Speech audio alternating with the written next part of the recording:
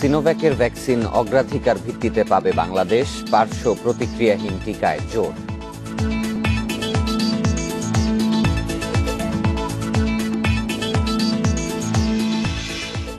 ঋণের টাকায় 1 লাখ অনুমোদনহীন মাস্ক ক্রয়, 27 কোটি টাকার পিপিই কেনায়ও অনিয়ম।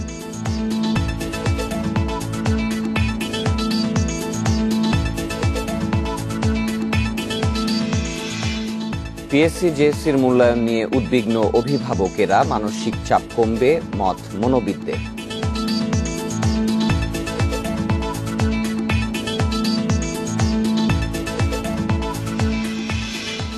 ভোলায় বন্যা নিয়ন্ত্রণ বাঁধের 90 ভাগই ভাঙনের ঝুঁকিতে, অল্প জোয়ারেই ডুবে যায় লোকালয়।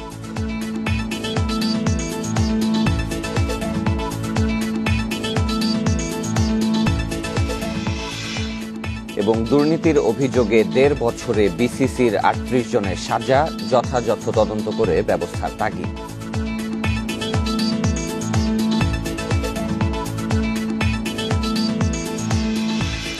ইন্ডিপেন্ডেন্ট সংবাদে স্বাগত, সাথে আছি শাফাবিল ফরিদ।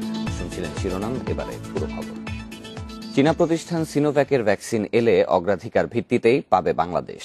তবে কার্যকর ও পার্শ্ব প্রতিক্রিয়াহীন ভ্যাকসিন যে দেশই আগে তৈরি করবে সেখান থেকেই সংগ্রহ করার প্রস্তুতি নেওয়ার তাগিদ দিচ্ছেন বিশেষজ্ঞরা। এজন্য সরকারকে যোগাযোগ বাড়ানোর উপর জোর দেওয়ার পরামর্শ তাদের। অগ্রাধিকার ভিত্তিতে ভ্যাকসিন দেওয়ার শর্তে চীনা প্রতিষ্ঠান সিনোভ্যাককে বাংলাদেশে তাদের ভ্যাকসিনের ট্রায়ালের অনুমতি দিয়েছে সরকার। সব প্রক্রিয়া সফলভাবে শেষ হলেই সিনোভ্যাকের ভ্যাকসিন প্রয়োগের অনুমোদনের পর্যায়ে আসবে। আমরা ট্রায়াল করতে দিব। তবে বিশেষজ্ঞরা বলছেন পুরো প্রক্রিয়া বিষয়টি বেশ সময় সাপেক্ষ, তাই কেবল চীনা কোম্পানির ভ্যাকসিনের অপেক্ষায় থাকলে চলবে না। যেখানেই আগে ভ্যাকসিন তৈরি হবে সেখান থেকেই সংগ্রহের প্রস্তুতি রাখতে হবে। সংশ্লিষ্ট প্রতিষ্ঠানগুলোর সঙ্গে সরকারের সার্বক্ষণিক যোগাযোগ রাখার উপর জোর দিচ্ছেন তারা। আমরা খেয়াল রাখবো যে দেশি করুক, যেটা সবচেয়ে ভালো, কার্যকরী, পার্শ্ব প্রতিক্রিয়া কম এবং জনগণের ক্রয় ক্ষমতার মধ্যে আমরা যেন ওই ভ্যাকসিনদের সংগ্রহ করতে পারি, তার জন্য এখন থেকেই কার্যকরী পদক্ষেপ নেওয়া দরকার। বিভিন্ন দেশে এবং বিভিন্ন কোম্পানি তাদের সাথে একটা সার্বক্ষণিক যোগাযোগ রাখতে হবে, কারণ আমরা জানি না কোন ভ্যাকসিনটা মানসম্মত, কোন ভ্যাকসিনটা কার্যকর এবং কোন ভ্যাকসিনটা মানব শরীরে কোনো ক্ষতি করবে না। সুতরাং আমাদেরকে যত বেশি ভ্যাকসিনে আমাদের অ্যাক্সেস থাকবে আমাদের জন্য ভালো, আমাদের তখন চয়েসটা থাকবে, উই ক্যান চুজ যে আমরা এই ভ্যাকসিনটা নিব। ভ্যাকসিন পাওয়া গেলে প্রয়োগের ক্ষেত্রে চিকিৎসক, নার্স ও স্বাস্থ্যকর্মীদের পাশাপাশি জটিল রোগে আক্রান্তদের অগ্রাধিকার দেওয়ারও পরামর্শ বিশেষজ্ঞদের। পাশাপাশি নিশ্চিত করতে হবে অবকাঠামোগত সুবিধা। ইনফ্রাস্ট্রাকচার বা ধরেন ফ্রেমওয়ার্ক বা প্ল্যানিং, এটা কিন্তু এখন থেকে করা উচিত। আমরা যদি এখন থেকে এগুলো করে রাখি, ভ্যাকসিন আসার সাথে সাথে যেন কোনো হজবরল অবস্থা তৈরি না হয়, ভ্যাকসিনের সাথে সাথে আমাদের জনগণ সুষ্ঠুভাবে ভ্যাকসিনটা পেয়ে যায়, তার জন্য কার্যকরী পদক্ষেপ এখন থেকে নেওয়া উচিত। বিশ্বজুড়ে 200-র বেশি প্রতিষ্ঠান করোনার ভ্যাকসিন উদ্ভাবনের লক্ষ্যে কাজ করছে। ট্রায়ালে এগিয়ে রয়েছে যুক্তরাজ্যের অক্সফোর্ড, চীনের সিনোভ্যাক, যুক্তরাষ্ট্রের মডার্না, অস্ট্রেলিয়ার মার্ডোক চিলড্রেন্স রিসার্চ ইনস্টিটিউট সহ 6টি প্রতিষ্ঠান। Buddhadeb Kundu, independent news, Dhaka. এদিকে অগ্রাধিকার ভিত্তিতে বাংলাদেশে অক্সফোর্ডের করোনা ভ্যাকসিন প্রাপ্তি নিশ্চিতে ভারতীয় প্রতিষ্ঠান সেরাম ইনস্টিটিউটের সঙ্গে বেক্সিমকো ফার্মার সমঝোতা চুক্তি হয়েছে। 4টি দেশে এই ভ্যাকসিনের 3য় ধাপের পরীক্ষা চলছে। এবছরের শেষে অক্সফোর্ডের ভ্যাকসিন চূড়ান্ত অনুমোদন পেতে পারে। ভ্যাকসিন উৎপাদনকে এগিয়ে নিতে সেরাম ইনস্টিটিউটে বিনিয়োগ করবে বেক্সিমকো ফার্মা। এর ফলে অক্সফোর্ডের করোনা ভ্যাকসিন দ্রুত পাওয়ার ক্ষেত্রে এক ধাপ এগিয়ে গেল বাংলাদেশ। বেক্সিমকো ফার্মা জানিয়েছে দেশে যত ভ্যাকসিন লাগবে তা সরবরাহের চেষ্টা করবে প্রতিষ্ঠানটি। সেরাম ইনস্টিটিউটের প্রধান নির্বাহী আদর্শী পুরওয়ালা এবং বেক্সিমকো ফার্মা লিমিটেডের প্রিন্সিপাল শায়নেফ রহমান যৌথ বিবৃতিতে বলেছেন, অত্যন্ত আশাব্যঞ্জক এই ভ্যাকসিন যাদের বেশি প্রয়োজন আগে ভাগেই তাদের দোরগোড়ায় পৌঁছে দিতে একসঙ্গে কাজ করবেন তারা।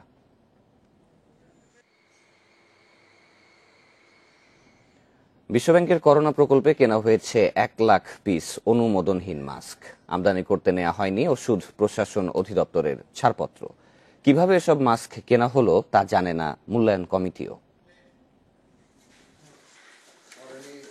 নকল মাস্কের বিরুদ্ধে 23 এপ্রিল রাজধানীর উত্তরায় র্যাবের ভ্রাম্যমাণ আদালতের অভিযান।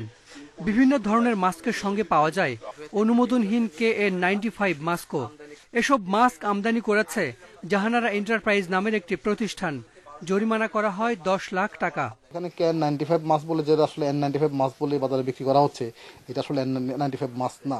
এসব মাস্ক কেনা হয় করোনা মোকাবিলায় বিশ্বব্যাংকের 1100 কোটি টাকার ঋণ প্রকল্প ERPPর অর্থ ব্যয়ে। জাহানারা এন্টারপ্রাইজের আমদানি করা এসব মাস্ক কিনে সরবরাহ করে SRS design and fashion limited নামের একটি প্রতিষ্ঠান। এগুলো চীনের কোন কোম্পানির তৈরি তাও জানেন না SRS এর কর্মকর্তা। বেশ কিছুক্ষণ কাগজ হাতড়িয়ে জানান এগুলো কি কোম্পানির তৈরি। ইলেকট্রনিক টেকনোলজি, হ্যাঁ, ওরা মালটা চাইনিজ থেকে নিয়ে আমাদের বাংলাদেশে সাপ্লাই দিচ্ছে। কিন্তু মাস্কের গায়ে তো কোম্পানির নাম লেখা আছে ইউকো কান্ট্রি কোম্পানি। ওইটা হলো মানে ম্যানুফ্যাকচারার। এসব মাস্ক এরই মধ্যে চিকিৎসকদের সরবরাহ করা হয়েছে। তুলে নেওয়া হয়েছে 3 কোটি টাকাও। ওষুধ প্রশাসন অধিদপ্তর বলছে মাস্ক আমদানির কোনো ছাড়পত্র নেয়নি SRS। SRS এর দাবি মাস্ক পরীক্ষা করা হয়েছে সরকার নির্ধারিত ল্যাব SGS এ, কিন্তু পরীক্ষার মান নিয়ে প্রশ্ন তুলেছে খোদ SRS-ই। তাহলে মাস্কের মান যাচাই হলো কিভাবে? বেসিক্যালি বাংলাদেশে এখন SGS বলেন আর যেটাই বলেন, এখন পর্যন্ত ওইভাবে টেস্টও হয় না। মাস্কের একটা টেস্টই হয়, সেটা আমরা টেস্ট করে নিয়েছি আমাদের স্যাটিসফ্যাকশনের জন্য। আমরা নিজেরা পড়েও দেখছি, ওনারাও পড়ে দেখছি। কেটে 5 লেয়ার প্লাস ওনাদের কিছু প্যারামিটার আছে, একজন লাইটার দিয়ে পড়ে দেখলো যে হ্যাঁ ঠিক আছে। পরবর্তীতে আমরা SGS টেস্ট করাই। মাস্ক কেনাকাটায় 2টি কমিটি হলেও গঠন করা হয়নি জরিপ কমিটি। নিম্নমানের এসব মাস্ক কেনা ও সরবরাহের বিষয়ে জানেন না কমিটির সদস্যরা। সরবরাহকারী তো একটা মাধ্যম, আর হচ্ছে যে চালিকা শক্তি তো অন্য জায়গায়। সেই চালিকা শক্তির কুঠারাঘাত করতে হবে আমাদেরকে, তা নাহলে আমরা আসলে এগুলা মানে আপনার সাইক্লিক অর্ডারে ঘুরতেই থাকবে, হতেই থাকবে, চলতেই থাকবে। শুধু মাস্কই নয়, PPE কেনার ক্ষেত্রেও করা হয়েছে বড় ধরনের অনিয়ম। স্বাস্থ্য অধিদপ্তরের গ্যারেজে এই হাজার হাজার PPE পড়ে আছে গত 2 মাস ধরে। এই PPE গুলো কেনার ক্ষেত্রেও দর যাচাই কমিটি, মূল্যায়ন কমিটি কিংবা জরিপ কমিটি কারো কোনো ধরনের সুপারিশই নেওয়া হয়নি। আর এগুলো কবে নাগাদ হাসপাতালে পাঠানো হবে তার তথ্য নেই কারো কাছেই। Hasan Misbah, independent news, Dhaka. দেশে করোনায় আরও 47 জনের মৃত্যু হয়েছে, এর মধ্যে পুরুষ 32 এবং নারী 15 জন। এ নিয়ে মোট প্রাণহানি হল 4174 জনের। দেশের 92টি ল্যাবে 24 ঘন্টায় 13,741 নমুনা পরীক্ষায় করোনা শনাক্ত হয়েছে 2,211 জনের। পরীক্ষা বিবেচনায় শনাক্তের হার 16.09%। শুক্রবার স্বাস্থ্য অধিদপ্তরের বিজ্ঞপ্তিতে জানানো হয়, দেশে মোট করোনা আক্রান্তের সংখ্যা দাঁড়ালো 3,06,794 জনে। পরীক্ষা বিবেচনায় এ পর্যন্ত শনাক্তের হার 20.26%। শনাক্ত বিবেচনায় মৃত্যুর হার 1.36। সুস্থ হয়েছেন আরও 3,378 জন। এ নিয়ে মোট সুস্থ 1,96,836 জন।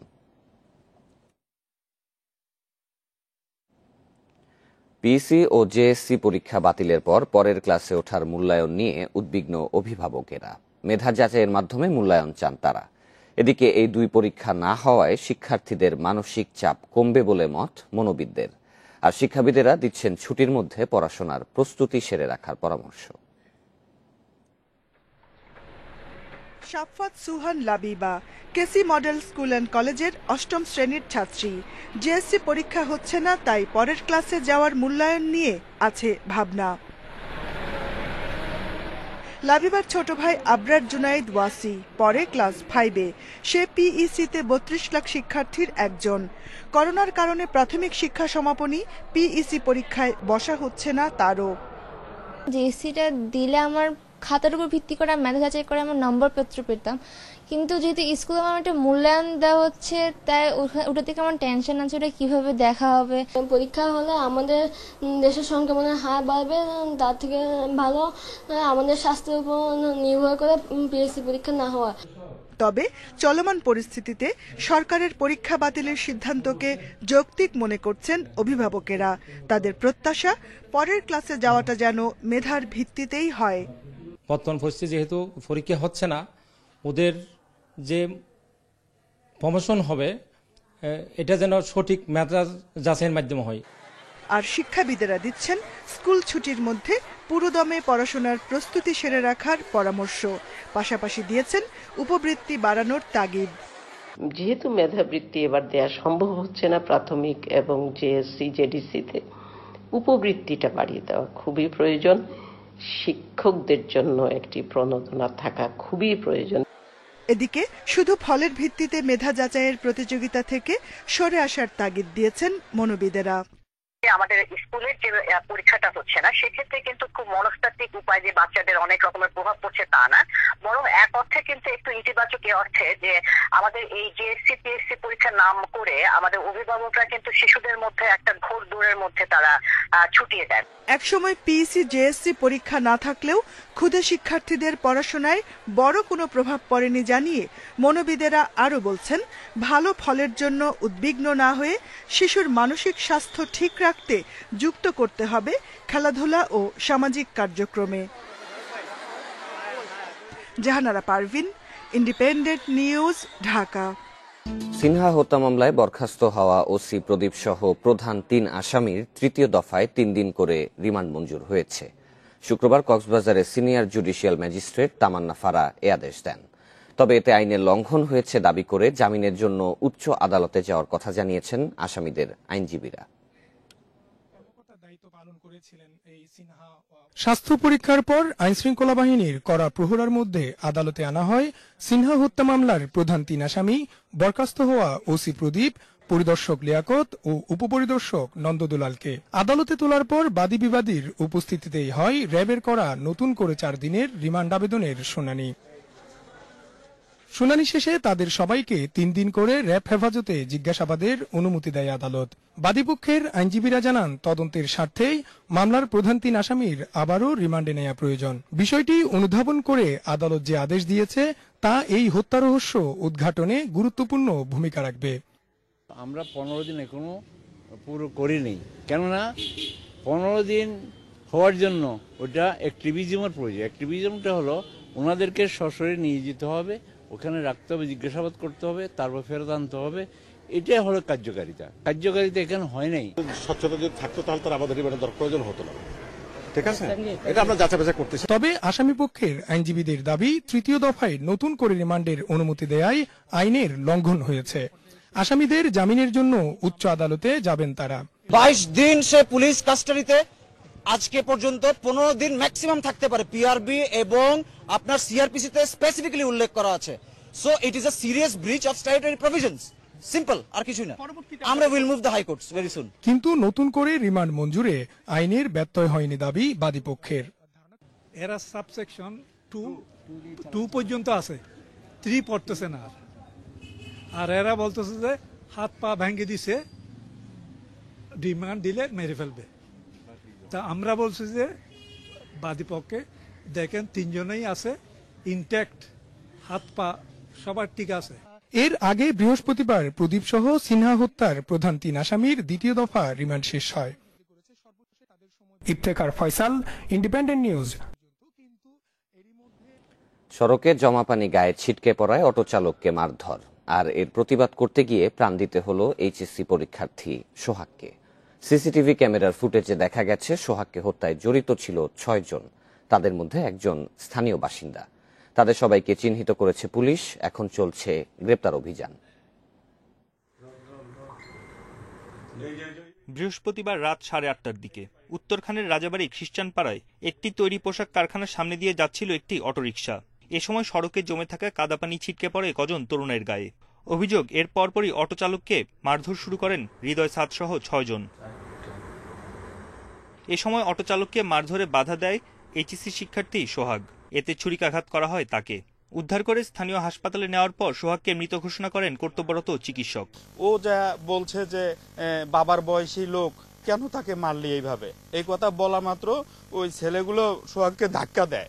তখন সোহাগ ওর গায়ে একটা থাপড় দেয়, থাপড় দেওয়ার সঙ্গে ছুরিটা বের করেই সোহাগের পার দেয়। তুচ্ছ ঘটনার জেরে সোহাগকে হত্যার দৃষ্টান্তমূলক বিচার দাবি করেছেন তার স্বজনেরা। প্রতিবাদ করছে যে মার হোক না, বা একটা ধাক্কা দিতে পারে বা চড় দিতে পারে, দেওয়ার পরে লগই মানে শরীরে পার দিচ্ছে একদম। আইনের প্রতি আমি শ্রদ্ধা রেখে তাদেরকে আইনে আওতায় এনে তাদেরকে মৃত্যুদণ্ড দেওয়া হোক এবং আমি ফাঁসি চাই। এ হত্যাকাণ্ডে জড়িতদের সবার বয়স 22 থেকে 26 বছরের মধ্যে। তাদের বেশিরভাগই স্থানীয় নন বলে জানিয়েছে পুলিশ ও স্থানীয়রা। তবে চলমান আছে তাদের গ্রেপ্তার অভিযান। কোনো গ্রেপ্তার হয়নি, গ্রেপ্তার প্রক্রিয়া অব্যাহত আছে, কারণ আমরা যেহেতু তদন্ত এবং আমরা সমস্ত কিছু আমরা সম্পন্ন করে আশা করছি আপনাদেরকে জানাবো। ময়না তদন্তের পর শুক্রবার বাদ আসর জানাজা শেষে সোহাগের দাফন সম্পন্ন হয়েছে। বন ইবনে কামাল, ইন্ডিপেন্ডেন্ট নিউজ, ঢাকা। এদিকে খুলনার মিস্ত্রিপাড়ায় প্রতিবেশীর গুলিতে আহত হয়েছে এক কিশোরী। তবে অভিযুক্তদের পরিবারের দাবি এটি কেবলই দুর্ঘটনা। আত্মরক্ষার্থে গুলি চালালে তা লক্ষ্যচ্যুত হয়ে ওই কিশোরী আহত হয়। আহত লামিয়া হোসেন আশঙ্কামুক্ত বলে জানিয়েছেন চিকিৎসকেরা।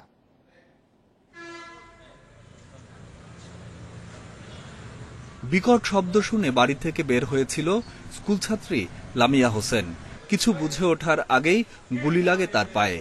গুলি চালানোর অভিযোগ প্রতিবেশী ইউসুফ আলী সর্দারের বিরুদ্ধে। পরে লামিয়াকে উদ্ধার করে ভর্তি করা হয় খুলনা মেডিকেল কলেজ হাসপাতালে। তবে সে আশঙ্কামুক্ত বলে জানিয়েছেন চিকিৎসকেরা। পুলিশ জানিয়েছে ইউসুফ আলী সর্দারকে হেফাজতে নিয়েছেন তারা। জব্দ করা হয়েছে তার অস্ত্রটি। লাইসেন্স করা অস্ত্র দিয়ে উনি গুলি করেছেন, এই অস্ত্রটা জব্দ করা হয়েছে। এই বিষয়ে মামলা রুজুর বিষয়টি প্রক্রিয়াধীন। বিস্তারিত আমরা খতিয়ে দেখছি, পরবর্তীতে আপনাদেরকে জানানো। স্বজনেরা বলছেন আত্মরক্ষার্থে লাইসেন্স করা অস্ত্র দিয়ে গুলি চালিয়েছিলেন ইউসুফ আলী সর্দার। লামিয়া গুলিবিদ্ধ হওয়ার ঘটনাটি দুর্ঘটনাবশত। ইউসুফ আলীর বাড়িতে আসা 4 জনের সঙ্গে ব্যবসায়িক বিরোধের জেরে গুলির ঘটনা ঘটেছে বলেও ধারণা তাদের। কেসিসির একটা কাজ পাইছিল 1 কোটি টাকার উপরে, সেই কাজটা কিনা সে বিক্রি করে দিছিল। অনেকে কেনার জন্য আসছিল, শুনেছিলাম আমাদের কাছে বেচতে হবে বা বেচো। তো এখন কোনটা কিসের আমি বাস্তব বা প্রকৃত আমি চাই না। পুলিশ জানিয়েছে পুরো ঘটনাটি খতিয়ে দেখছেন তারা। Independent news desk. এবারের বন্যায় গত 2 মাসে প্রাণহানি 253 জনের। 30 জুন থেকে 28 আগস্ট পর্যন্ত দুর্গত এলাকায় পানিতে ডুবে 212 জনের, সাপের কামড়ে 25, বজ্রপাতে 13 এবং ডায়রিয়া ও আঘাতে মৃত্যু হয়েছে আরও 2 জনের। স্বাস্থ্য অধিদপ্তরের ন্যাশনাল হেলথ ক্রাইসিস ম্যানেজমেন্ট সেন্টারের দেয়া হালনাগাদ প্রতিবেদনে মিলেছে এসব তথ্য। চলতি মৌসুমে 26 জুন শুরু হয় প্রথম দফায় বন্যা। 10 জুলাই দ্বিতীয়, 19 জুলাই তৃতীয় এবং 18 আগস্ট প্লাবিত হয় উপকূলীয় অঞ্চল। পানিবন্দী হয়ে পড়েন হাজারো পরিবার।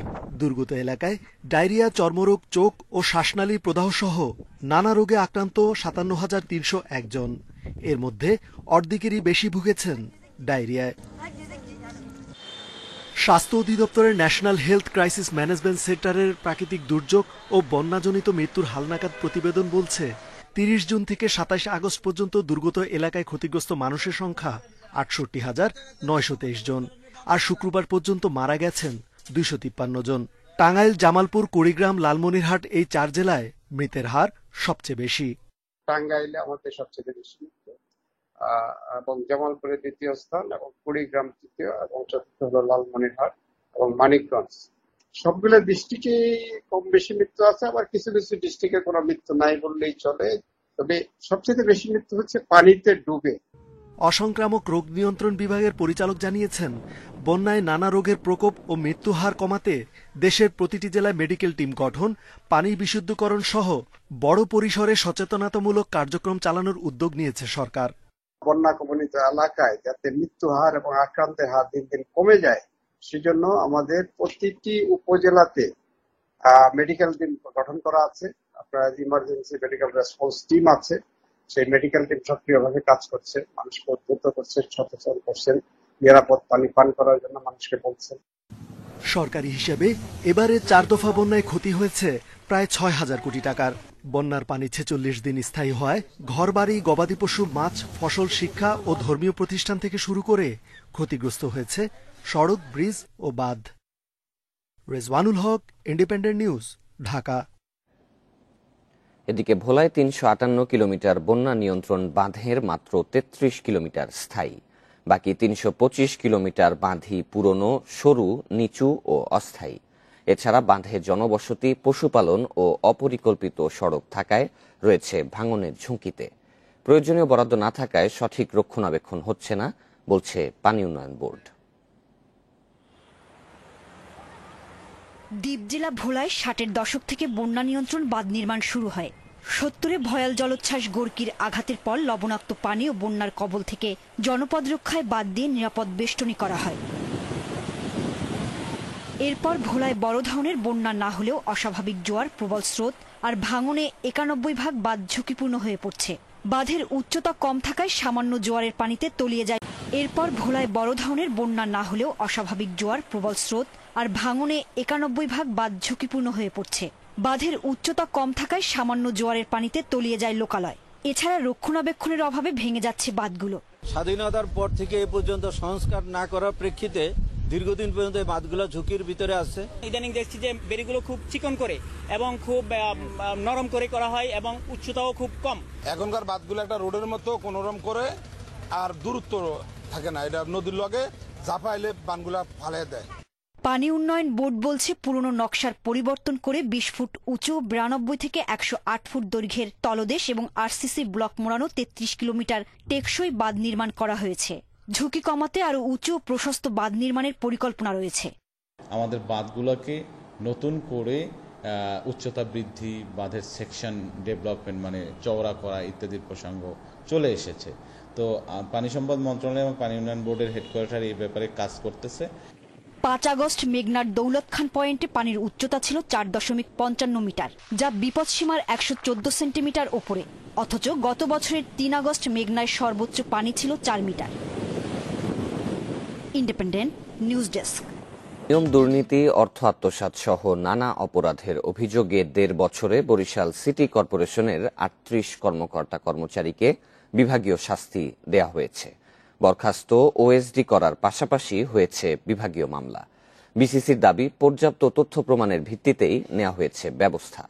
নগরবাসীর দাবি, যথাযথ তদন্তের মাধ্যমে দুর্নীতিতে জড়িতদের সাজা নিশ্চিত করতে হবে। বরিশাল সিটি কর্পোরেশনে 900 শ্রমিক কাজ করলেও নগদ অর্থ ছাড় হতো 2000-এর বেশি শ্রমিকের। 2018 সালে এ তথ্য ফাঁসের পর প্রতি মাসে প্রায় 9 লাখ টাকা আত্মসাতের অভিযোগে বরখাস্ত হন বিসিসির প্রধান হিসাবরক্ষক।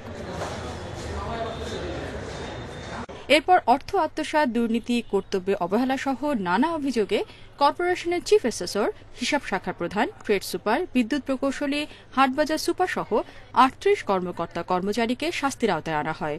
সবশেষ 18 আগস্ট গাফিলতির অভিযোগে শোকজ করা হয় কর্পোরেশনের নির্বাহী প্রকৌশলীকে। প্রাতিষ্ঠানিক শৃঙ্খলা ভঙ্গ, অর্থনৈতিক দুর্নীতি, কর্তব্য অবহেলা এবং সিটি কর্পোরেশনের ভাবমূর্তি নষ্ট এবং জনস্বার্থের কর্মে ব্যাঘাত ঘটার কারণে এই পরিষদ এই ব্যবস্থা গ্রহণ করতে বাধ্য হয়েছে। দুর্নীতি কমায় বেড়েছে কর্পোরেশনের রাজস্ব আয়, ফলে কর্মকর্তা কর্মচারীর বেতন ভাতা দেওয়া সহ পরিশোধ হচ্ছে বকেয়া। কাজে ব্যাঘাত ঘটবে না এই জন্য যে আমাদের অল্টারনেটিভ এক্সপার্ট আছে, যেহেতু তারা তদবিরবাদ ছিলেন না, যেহেতু তারা দুর্নীতিগ্রস্ত ছিলেন না, সেহেতু তাদেরকে একপেশে করে রাখা হয়েছিল। সেবাগ্রহীতারা বলছেন, প্রশাসনের কঠোর অবস্থানের পর কমেছে ঘুষের প্রবণতা। পূর্বে কর্মচারীরা টাকা পয়সা চেত অফিসে বসে, এখন কেউ অফিসে বসে কোন টাকা পয়সা চায়নি কোন কাজের জন্য। আমি আমার একটা কাজে আসলাম ট্রেড লাইসেন্সের ব্যাপারে, তাদের সেবায় আমি সন্তুষ্ট।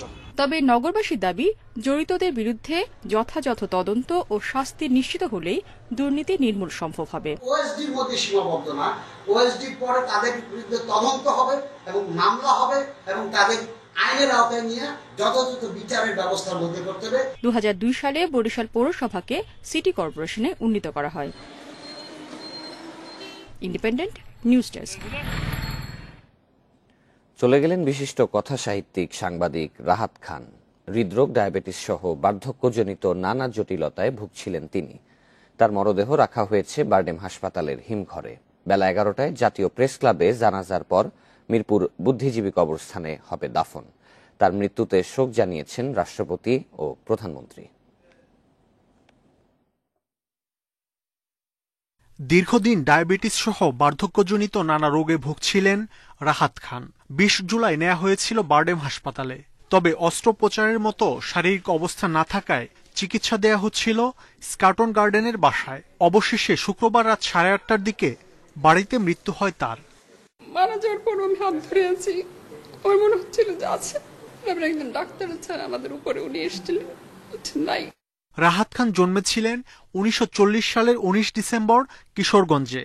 1961 সালে ঢাকা বিশ্ববিদ্যালয় থেকে বাংলা স্নাতক করার পর অধ্যাপনা করেন জগন্নাথ বিশ্ববিদ্যালয় কলেজ, চট্টগ্রাম সরকারি কলেজ সহ নানা শিক্ষা প্রতিষ্ঠানে। 1969 সালে সাংবাদিকতা শুরু দৈনিক সংবাদ পত্রিকায়। পরে ইত্তেফাকের ভারপ্রাপ্ত সম্পাদকের দায়িত্ব পালন করেন তিনি।